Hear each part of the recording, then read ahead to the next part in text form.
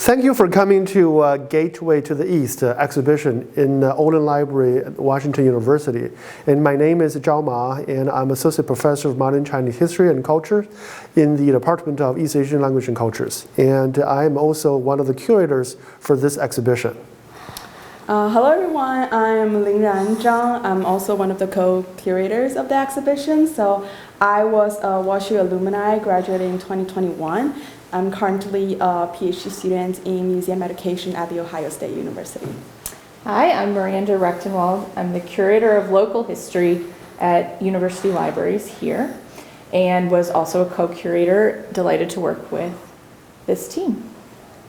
The exhibition of Gateway to the East, China in St. Louis World's Fair 1904, it's a project 2 years in the making. And so the initial idea for this exhibition is just to recognize, we're trying to trace the long history of the global engagement for Washington University and the St. Louis region. You know, today when we think about global engagement in the United States, usually we are thinking about cities or cities or places in the East and West Coast. So normally we don't necessarily think about St. Louis, or as a part of this global engagement or center of the world. And but now when we have this history 120 years ago, St. Louis actually had an interesting party and for the world. And so dozens of countries were brought to St. Louis World's Fair, and the local civic and the political leaders tried to have this very interesting party for the world. So this kind of gives us an opportunity to understand how Washington University playing a role in this very interesting moment of history, and also how both the political leaders and the civic leaders in St. Louis region, how they think about what St. Louis can do for the region, for the country, and then how that fit into a larger sort of a vision for America in the world. And so at the same time, when we start working on this whole research project and think about how to deliver the research results, and we also start noticing that the 120 years ago, in the turn of the 20th century, it is a very interesting moment in the global history or in the history of a U.S.-China relationship. This is a time of a high colonialism, or this is the time of a high imperialism. So we see how Western powers or industrial powers began to rapidly changing the map of the global economic map, the global power map. And we began to see colonizations in many parts of the world, from Africa to Southeast Asia and then to Latin America.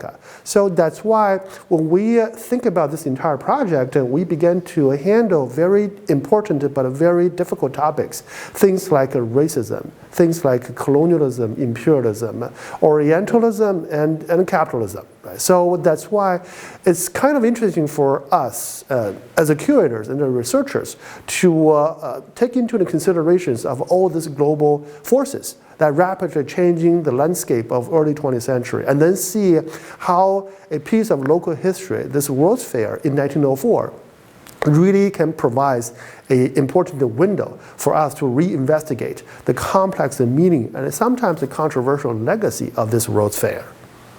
So the St. Louis World's Fair is what most of us call it today, but the original official name is the Louisiana Purchase Exposition.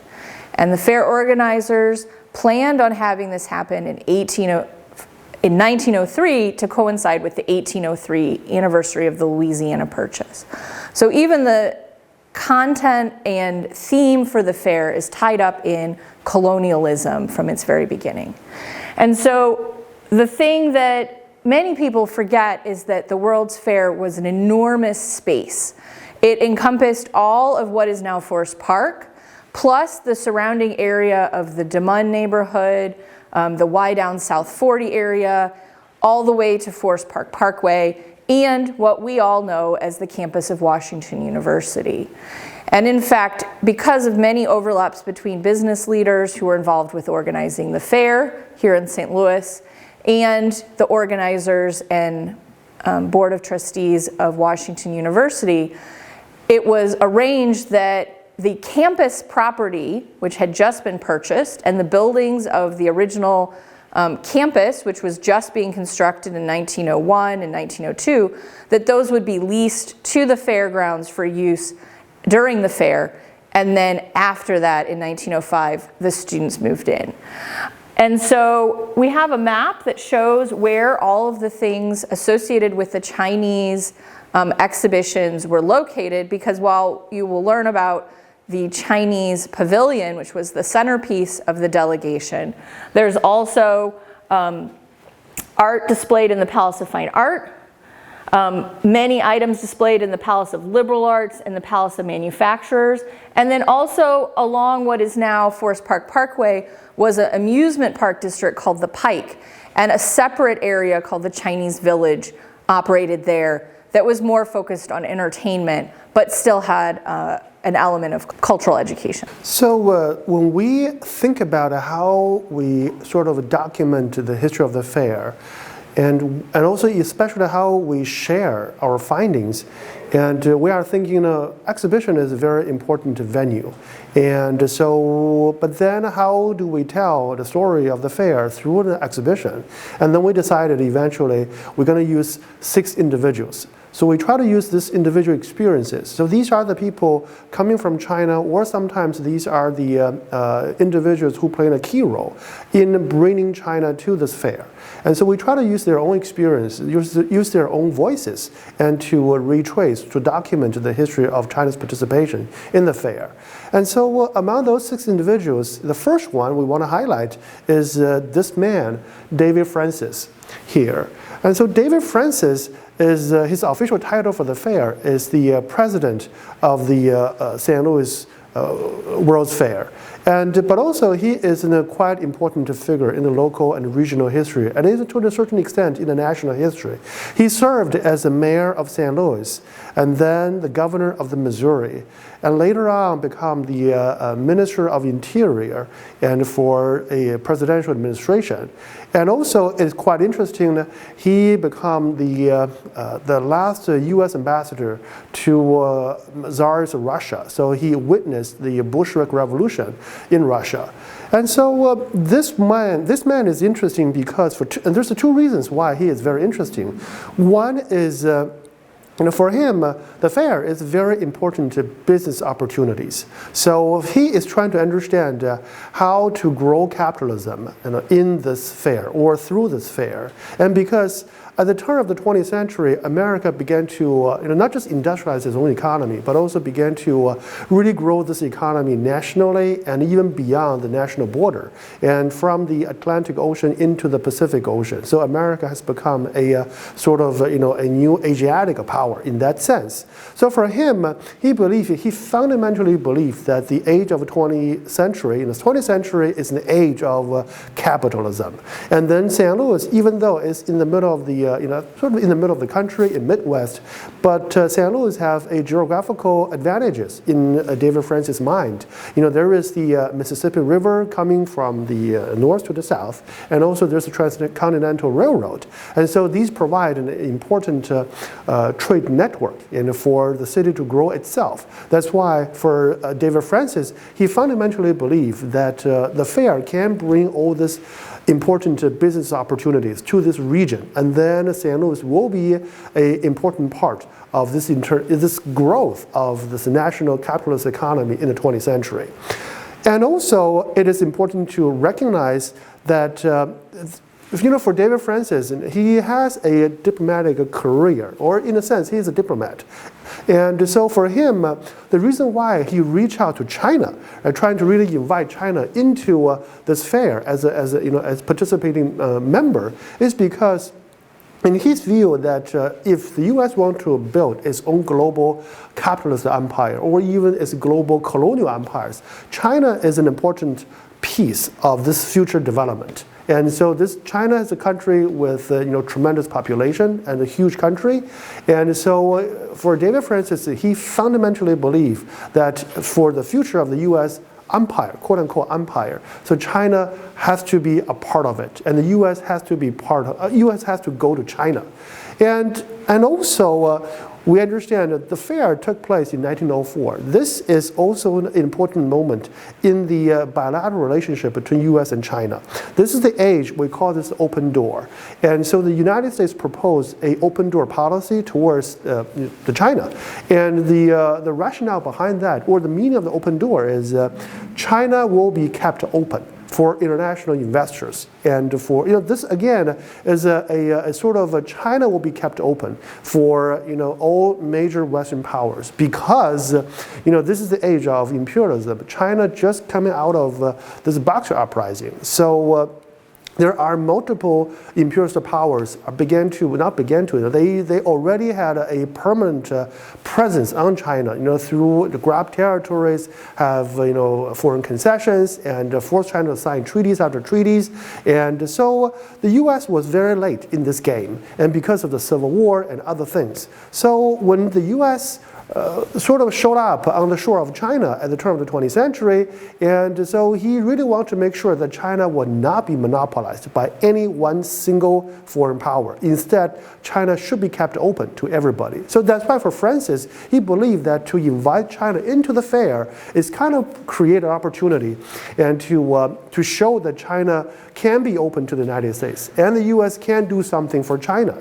Again, it's not, his agenda is not trying to treat China as an equal member of this international power club, right? Instead, it is just trying to create an opportunity for the United States to expand into China, and then to integrate China into this global capitalist system, and then to make China part of this, the future for the U.S. to build its own sort of foreign enterprise. Hello everyone, I will continue our exploration of the exhibition with our second or important figure, whose name is Cixi, or the Empress Dowager Cixi of China. So she was the de facto ruler of China at the time, and she's kind of the woman behind the scene of all the organization of the St. Louis World's Fair. But she wasn't present in St. Louis herself. What is present in St. Louis is her portrait. And I'll talk more about it in this conversation. So during the reign of Cixi, it was during the late 19th and early 20th century. It was a time of political upheaval. A lot of revolutions are going on, and one particular movement is called the Boxer Rebellion movement, which is anti-foreign, anti-imperialism, and anti-Christian at the time. And also combined with the radical xenophobic officials that eventually encouraged Cixi to declare war against all the major foreign powers having diplomatic relationships with China in 1900s. And because of this rebellion and all the war happening, Cixi was portrayed extremely negative in the Western media. For instance, this is one of the examples of French magazines. You can see Cixi portrayed as this evil witch image-like, with slanted eyes, crude depiction of a knife, and the dead body of the foreigners. And Cixi was trying to seek a way after this movement of how to redeem her image as well as the image of China on the international stage. Then David Francis' invitation, which Professor Ma mentioned, to China to participate in the 1904 World's Fair become this excellent opportunity for her to do so. So she has and she has invited an American artist whose name is Catherine Carroll. There's a little portrait of her right here, to live with her for 9 months inside the Forbidden City, to paint an official portrait of Cixi to be sent as an exhibition object or as a gift to the World's Fair in St. Louis. And Catherine Carroll then also became the only foreigner who had the chance to live in the Forbidden City during its later days. And she eventually produced a portrait that is highly idealized. You can see here. There's no shading at all on Cixi's face. She looks extremely young with this friendly look as well. And the portrait was life-size, so it was much larger than this one. This is a reproduction of the actual image, not in the collection of the Asian Art Museum in Washington, D.C. And the portrait, there's a lot of symbols included on them. So the most prominent are the Phoenix. And all those details suggest that Cixi want the international community to see her as this nobility and respect she holds in China, in Qing government. And then the portrait was treated as a live representation of Cixi. So during the transportation of this portrait from China to St. Louis, there's this delicately embroidered cover, and there was a railway built specifically for this transportation from Beijing to Tianjin and then abroad to via sea. And it eventually took 2 months for the portrait to eventually arrive in St. Louis. And then the arrival of the portrait, as well as its dedication in the Fine Arts Gallery, become an official event or official celebration during the World's Fair as well. We have a lot of news report about the American public's reception about this portrait, and they turn out to be overwhelmingly positive, as expected by Cixi. They said, like, instead of this cruel image, Cixi was instead, this nice grandma who looked really kind with big, alert, and gentle eyes without a hard feature. At the end of the exhibition, the portrait was sent as a diplomatic gift by the Chinese delegation, by the Qing government to the United States president at the time, as a signifier of the friendship between China and the United States. So before 1904, China had already participated in a couple of World's Fairs, mostly held in the European countries. And so for those fairs, China had heavily relied on it's a very unique institution of the Chinese government. We call this the Chinese Maritime Customs Service. Again, this institution, Chinese Maritime Customs Services, is a Chinese governmental institution.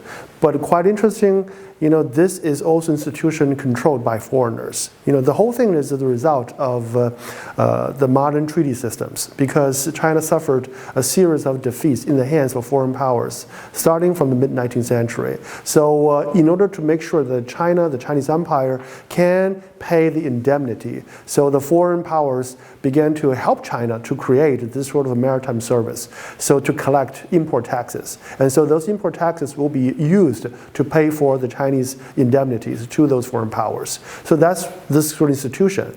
And so because this institution is controlled by foreigners, and also because the institution employed quite an army of foreign-born employees. So that's why these people, they know foreign countries, these people who can speak foreign languages. So that's why that institution, the Maritime Service, played a very key role in pretty much all the China's participation in previous World's Fairs.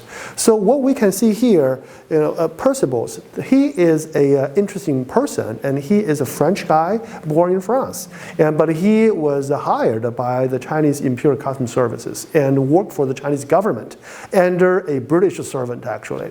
And so here, he is interesting for a couple of reasons for us. One reason is because his main contribution to this fair is, he sort of put together a catalog right here. Again, think about this.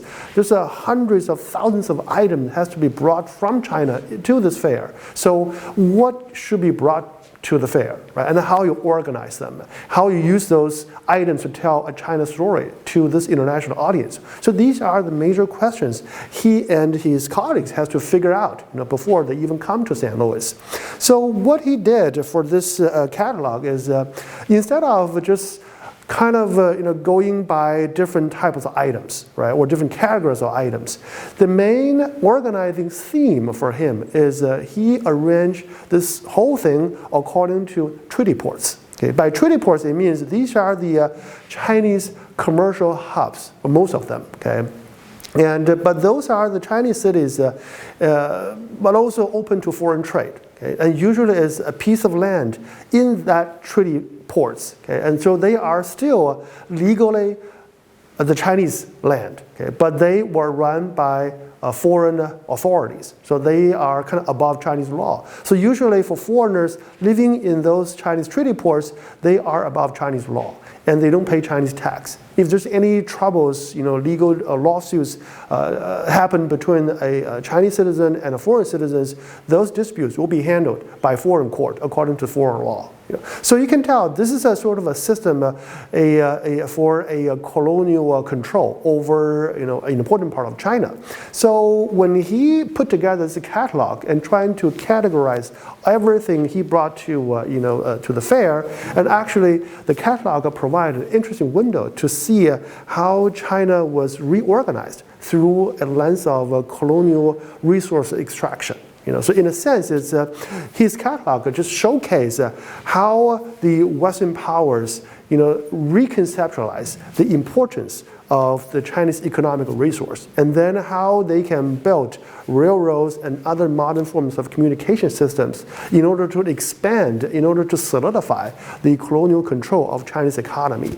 And so, of course, Percival was heavily criticized by many Chinese officials. There's kind of a scandal talking about how Percival is sort of taking bribes from the Chinese merchants. But I think for us, the main legacy for this individual is just to showcase that at that very interesting moment of Chinese history, so we see how a foreign-controlled Chinese government institution really played a key role in the ways to bring China to this international events. And in a sense, it's if we think about international events like World's Fair, it's an occasion for the country to tell its own story to the international audience.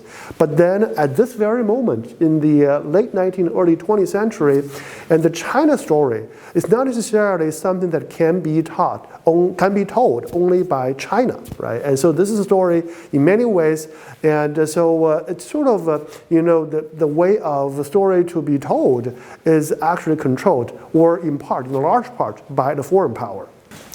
The fourth person we highlight in our exhibition is a Chinese provincial official. His name is Chen Qi. And so, again, when we think about people on the China side coming over to St. Louis for this World's Fair, there's many people coming over here. And so not just the foreign officials, working for the Chinese Maritime Customs Service coming over here to organize everything. But also we have a couple of provinces, they have their own provincial sort of delegation or provincial exhibition. Okay. And so for Chen Qi, and the reason why we chose him to feature him in this exhibition is for two reasons. Reason number one is kind of he shows the Chinese official reactions, right, to the way foreign employees of the Chinese Customs Service to tell the China story. And so Chen Qi felt really upset when he saw that in the exhibition put together by the French guy, and he saw, when the exhibition talked about the Chinese customs, and so, there is the mentioning of foot binding, and there's also the mentioning of opium smoking. Of course, foot binding and opium smoking are part of Chinese culture, or part of the culture of part of China, right? And so that's no question about that. But for Chen Qi, he believed that to highlight those things, it kind of casts a negative light on China coming out of a national disaster and begin to embrace a national reform. So in a sense, it's those opium smoking and foot binding shows a old China that Chen Qi and this kind of reform-minded officials are trying to sort of move away from. Right. So that's why for him, he believed that especially in an important event such like a World's Fair, and so this is a very important occasion for the country to tell a good story. Right. So that's why he believed China should play a more active role, right, in terms of how to tell the China story. And so actually after this 1904 World's Fair, and there is the official decision, right? So from moving on from 1904 for future World's Fairs, and the Chinese government officials will play a key role. So they no longer rely that heavily on the foreign employees of Chinese institutions. And also Chen Qi is important for us because he kind of proposed the idea of commercial warfare. By commercial warfare, it means he fundamentally believed that commerce, trade, market is the future for a country. So these are things that provide the financial viability and the financial vitality of a new nation. So that's why how you build your international trade network and how you grow your both domestic economy as well as foreign trade, that will be vitally important for a government to get better, more revenue, and so those revenue can be used for further industrialization. And so that provides the financial health for a large country. So in a sense, he's a guy who began to promote, it's not just promote, it's trying to really fully embrace this notion of nationalism, to think about China as a new nation. And so, of course, for him, this nationalism is much more taking the form of commercial development. And so I think later on, he became, even people today call him the founding father of Chinese World's Fair, because he is the guy began to manage not just a provincial delegation, but also the national exhibitions in future fairs. So he used the fairs as a platform to promote this idea of a growing national economy, and then to integrate China's economy in a sort of a global network of capitalism. All right, I will continue our tour with our voice commissioner of the Chinese delegation to the World's Fair, whose name is Wang Kaika, and his wife, Madame Wang. So Wang Kaika is kind of this legendary figure who received his education in the United States as a teenager. He was sent to the United States as the first batch of students with this Chinese educational mission initiated in the 1860s to 80s or 90s.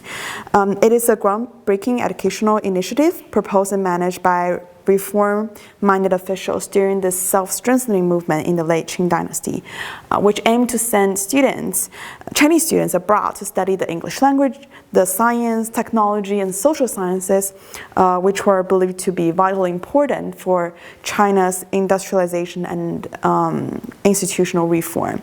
So Wang was one of the students, and he arrived in the United States at the age of 12. And when the program ended in 1880s, he returned to China and served in important positions in the Qing government. And in 1903, he was appointed the Imperial Voice Commissioner of the Chinese delegation to the St. Louis World's Fair. So in 1903, Wang brought his whole family, so his wife and his children, as well as about 10-ish artisans to first travel to St. Louis and start the construction of the Chinese pavilions in St. Louis. So this is the house where he stayed when he visited St. Louis in 1903.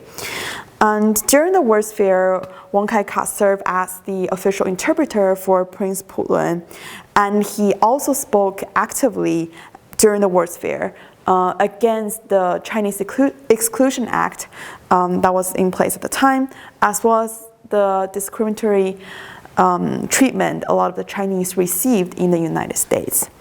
Wang Kaika also tries to introduce Qing government and China to the world, giving speeches like the financial system in China to promote this cross-cultural understanding and communication. Even though Wang Kaika received his education abroad and can speak fluent English, the Western media still portrayed him as this foreigner, as this outsider. And this is particularly obvious with the portrait of Madame Wang, so his wife. And Madame Wang was in charge of the inner decoration of the Chinese pavilion and has also spoken actively about feminism or women issues. For instance, she expressed her desire to share the Western idea of femininity with his Chinese women. But however, when we read news on the newspaper, Madame Wang was always portrayed as this mysterious Chinese woman with so many fabulous dresses, and they're all extremely expensive, and she brings like hundreds of dresses with her to the World's Fair. That's what's being popular portrayed in the media at the time, so there's a still sense of othersness. far in this exhibition, you have seen royals, government officials, and U.S. politicians, and French employees in the Chinese government institutions. And so, but at the same time, we are thinking, even in our research, we began to wondering, okay, so how about the people who build the fair, right? How about the people who build the Chinese pavilion? Who are they? And can we find their names? Do we know their stories? Do we know their hometowns and how they came to the United States? And also how they experienced this entire World's Fair, right? And so do they even leave any records, right? And for this whole historical experience, right? And so actually the result is quite fascinating. We don't have that much information about these people. And so as you already heard from the exhibition of Wang Kai-ka, and so he brought with him hundreds of Chinese workers. So yes, there are hundreds of workers. They come from China to build this World's Fair, or the Chinese pavilion. But their experience is quite interesting, because these are the workers, they came to the United States, and so they were fingerprinted, and they were subjected to a very draconian immigration protocols and regulations. They are required to report to local police every single day, and they are not allowed to leave their work site, without supervision.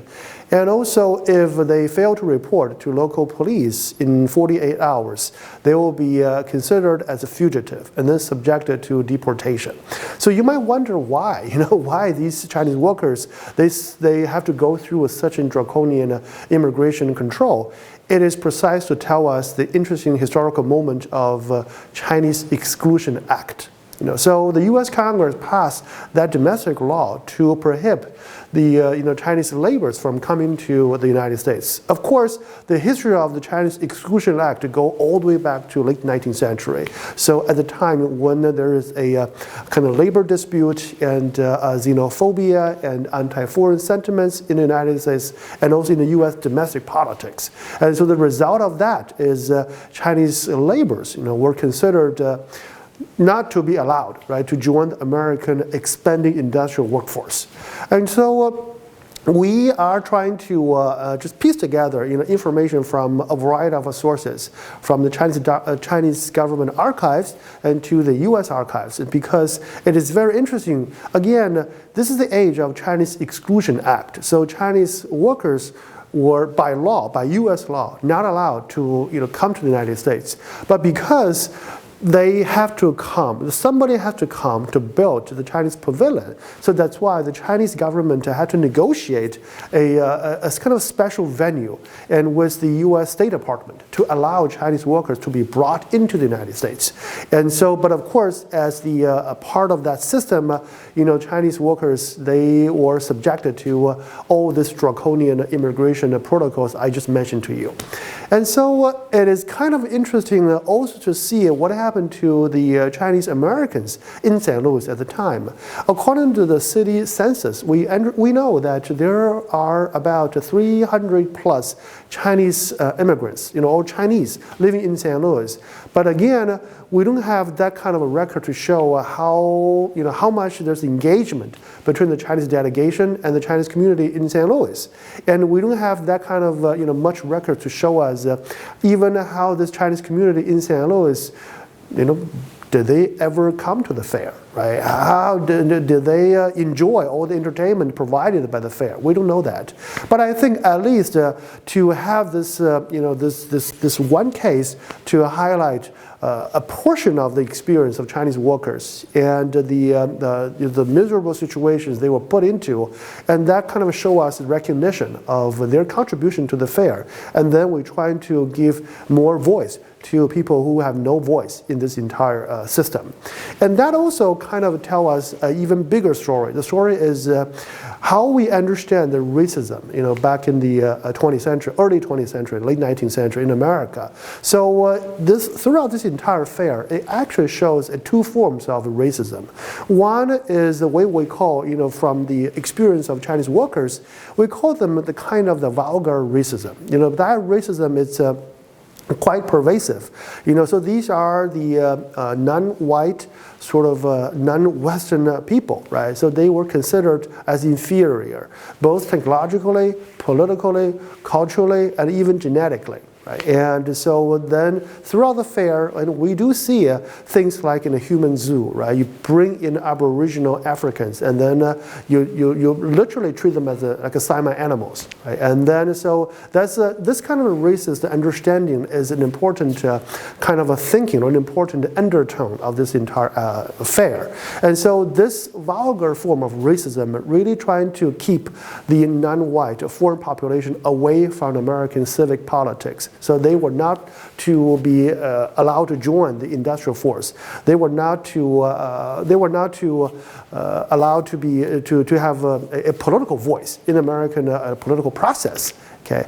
At the same time, if we flash back to what we just discussed before, David Francis, and they invite China, okay, and into this fair. But that kind of also shows what we call the form of a polite racism. That in the definition is that you bring in a non-Western country, but actually you never hoping or you never intend to treat that non-Western country as an equal partner of these global systems. And quite oppositely, we see by the turn of the 20th century, the global system has been decided by major Western powers. So China was not at the table when the global system was built, or was conceived. Right? And so that kind of shows a very interesting moment, or a very complex legacy of this World's Fair. I think overall, this is what we're trying to use 6 individual stories, or individuals, groups stories, and trying to recover the complex meaning of this fair.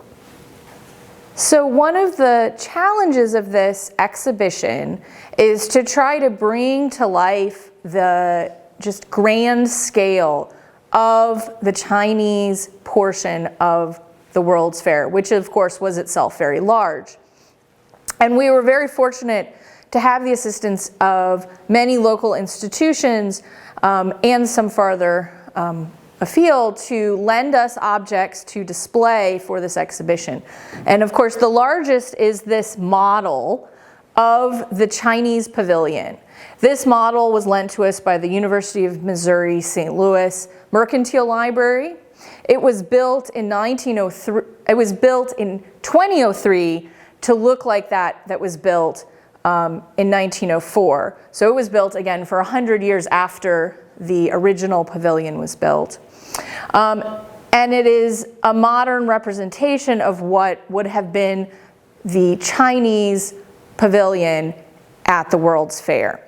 And so you can see just how large, even in model form, this is multiple buildings. It is at the World's Fair designed to be an approximation of Prince Pulin's summer home, so a royal home, and it is outfitted on the inside in elaborate decorations, silks, furnitures, and actually Madame Wang, who you just heard about, she oversees the interior decorating and outfitting of the palace.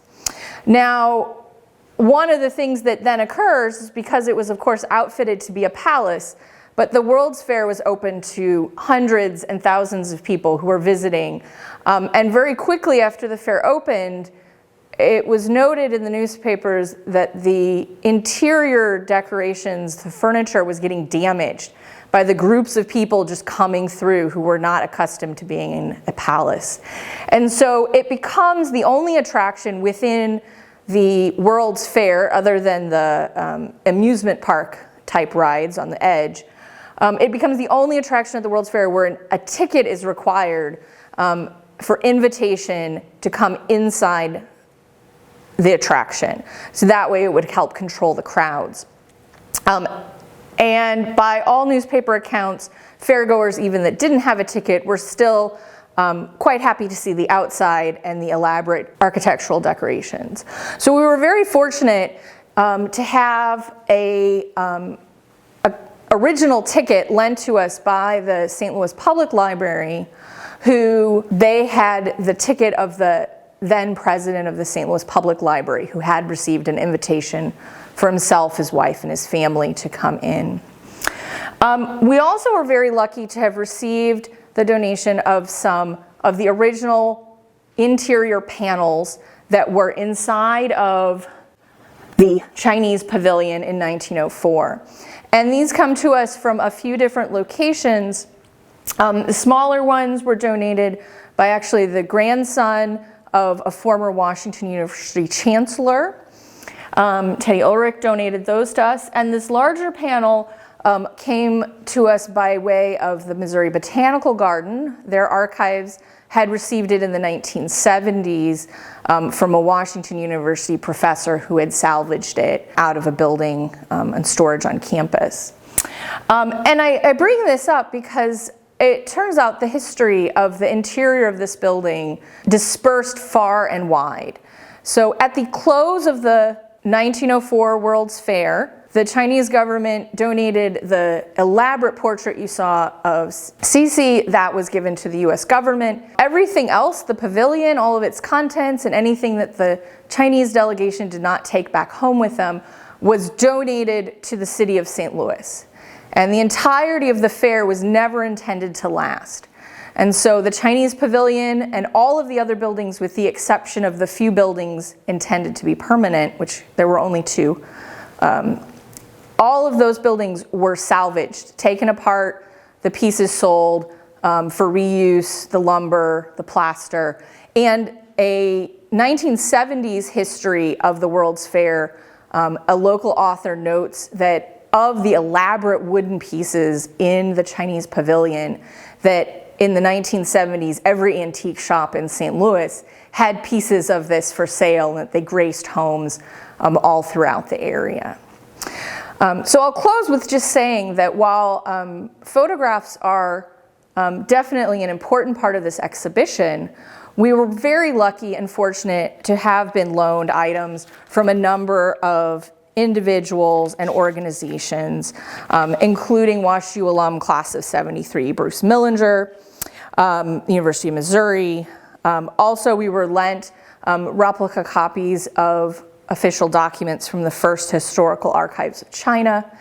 And together, I realized as we assembled this exhibit, this is the first time since 1904 that these original items had all been back in St. Louis together after being dispersed around the country and around the globe. So it really brings that history together, and we're very grateful for all of those who supported this exhibit. Now you have seen our exhibition, so I really hope that you enjoy listening to our explanations, and also if you are in St. Louis or in the region, coming through the region, feel free to stop by and just enjoy everything we put together. And so the exhibition will go on until April 21st. So you still have time, 1 month. I also want to highlight, so far you see the result of our exhibition. Everything we put out in the glass cases. And also, I have to say, the process of doing those research and collecting items and even visiting historical sites are, this entire process is fascinating. And one highlight is we are able to visit a black church, which was used by the Chinese delegation as the residence of the Chinese vice commissioner, and 120 years ago. And so we are very fortunate to be able to get hold of the pastor of this black church and then contact him and eventually pay a visit of this legendary church. And I think this whole experience tells us, even though we are studying a global history and a history of a bilateral relationship between the United States and China, and at the same time, this global history has a very firm and a tangible local roots. And so this local kind of, St. Louis World's Fair and provide an interesting local window to look into all this bigger global discussions and global changes at the time.